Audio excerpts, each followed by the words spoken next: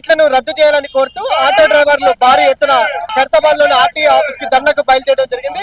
వారితోనే మాట్లాడించే ప్రయత్నం చేద్దాం. చెప్పండి, ప్రధానంగా మీ డిమాండ్స్ ఏమంటారు?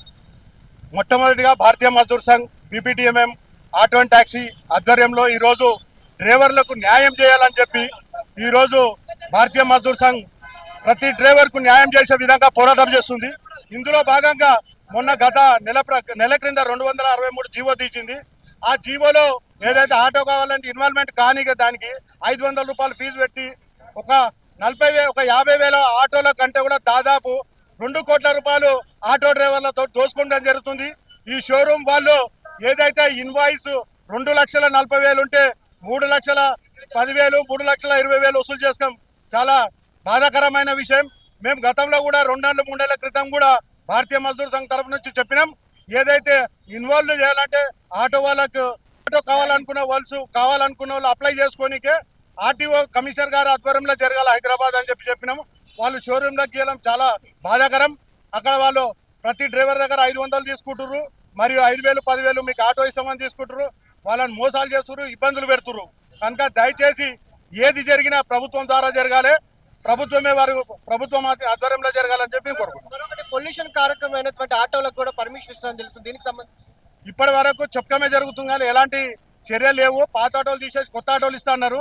ప్రభుత్వం చెప్పకమే జరుగుతుంది. గతంలో 12,000 రూపాయలు 2 సంవత్సరాల క్రితం సీఎం రేవంత్ రెడ్డి గారు 12,000 ఇస్తా అన్నారు ఆటో డ్రైవర్లకి. మహాలక్ష్మి పథకం ఆడవాళ్ళకి ఇచ్చినందుకు ఇప్పటి వరకు 12,000 రూపాయలు ఇప్పటి వరకు ఇవ్వలేదు ఆటోలకు. మరియు సంక్షేమ బోర్డు చేస్తున్నారు, ఇప్పటి వరకు కూడా చేయలేదు. మరియు ఆటో పర్మిట్ల పేరు మీద ఆటో వాళ్ళతో దోసుకుంటారు. కనుక ఈ షోరూంలో వాళ్ళని డీలర్లపై చర్యలు తీసుకోవాలి, ఆటో డ్రైవర్లకు న్యాయం చేయాలని చెప్పి భారతీయ మజ్దూర్ సంఘ్ డిమాండ్ చేస్తుంది. ఎలాంటి సమస్యలు ఎదుర్కొంటా ఉన్నారు అన్న? ప్రతి డ్రైవర్ ఆటో వస్తుంది కదా అని చెప్పి వాళ్ళ భార్య పేరు మీద బంగారం కానీ పుస్తలు కానీ వారికి సంబంధించిన ఆస్తులు కానీ అమ్మి ఆటో పర్మిట్ దొరుకుతాయని చెప్పి వాళ్ళు చాలా బాధతోటి షోరూంల చుట్టూ తిరుగుతుర్రు, వాళ్ళ పనులు ఖరాబ్ చేసుకుంటారు.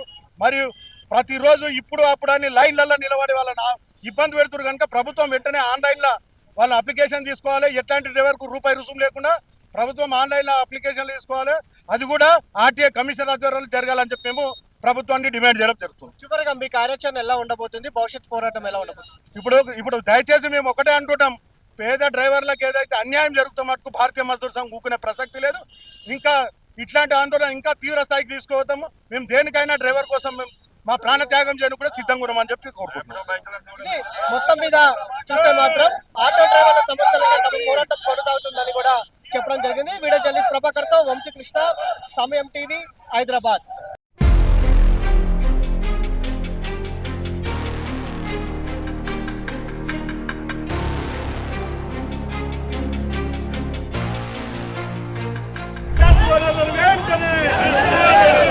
Auto finance ఓనర్లను